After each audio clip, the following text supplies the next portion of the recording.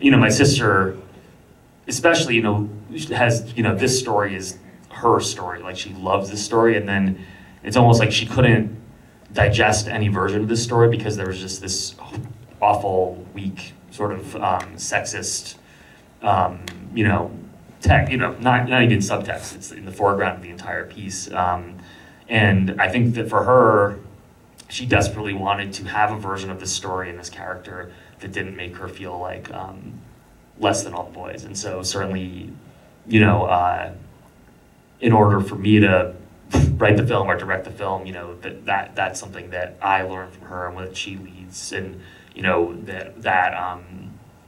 hopefully the film rewrites Wendy in a way that little girls can be, she's a hero, and then we wanted to take a lot of the the sort of tragedy out of the real world. We didn't want Wendy to be in an orphanage. We didn't want her to have an evil stepmom. There wasn't anything that she was going to want to run away from. It was just this itch to go that I think everybody has, and we wanted to explore that, and we wanted for anybody that watches the film to feel like you could do this, and if you want to tonight exit your life and disappear and go to this Neverland, like, you can go. It's there, and we didn't want to build it. We didn't want to create it inside of a computer. We wanted to really find places where the nature was as magical and as just shocking and impossible as any sort of fairy magic that existed in the original text. We wanted to replace a lot of the sort of distancing magic with natural magic of the planet, and so there's this idea of a volcano.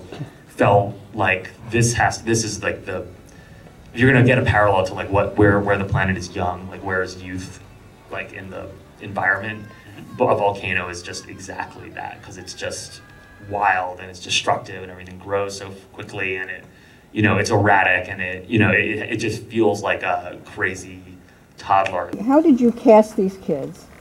And you're so tight on them in most of the movie. What did they do that surprised you? So how were the kids cast, and how did they surprise Ben in their performances?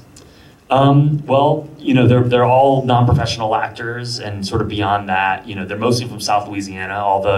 Everybody from the movie is from South Louisiana, except for Yashua Mack, who plays Peter, who's from Antigua, which is around where we shot. Our first criteria was that anybody that was in this film, this actually includes the adults, anybody who was in this movie, if Peter Pan showed up at their window, they were gonna go. That was like number one. And so they all had to have this courage and spontaneity and just like a twinkle in their eye that was like, makes you worry about them. You know what I mean? Like, every one of the kids that's in this film is just behavioral problem. Like, they don't do well in school. Like, they're all wild. Like, every single one of them in their own ways, and have been through a lot, almost all of them as well, and kind of like overcome a lot of personal struggles in their families just by being so imaginative and fierce. And it was funny because we didn't even look for that. It's not like we were interviewing the kids about their home lives, but just we just picked the kids that we felt like connected to the spirit of the film, and without fail, every single one of them just had crazy stories, and had overcome incredible challenges to be as vibrant as they were. And so the second half of the question is like, everything they did was surprising. Like, they were impossible to control almost. And we had to really design the whole look of the film around the ability for the kids. They're not improvising, but they're also not predictable. You say left, they go right. And so we part of also kind of shooting on location and not having sets is we almost always would keep an almost 360 possible field of view.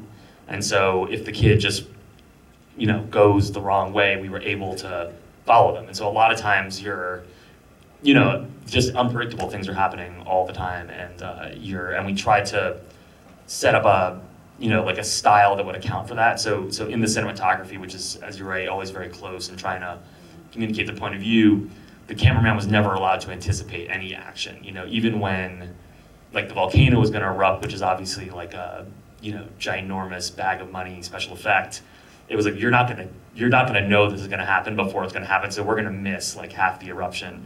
So we would sort of time it so that he would pan up several seconds after it had already started, as if he didn't know that was going to happen. So we tried to kind of create a style that, for when the kids did unpredictable things, it wouldn't seem out of place that we were, you know, he doesn't know where they're going to go, or it's out of focus for a second, or whatever happens, you know. So all that was sort of part of the design of the look of the film.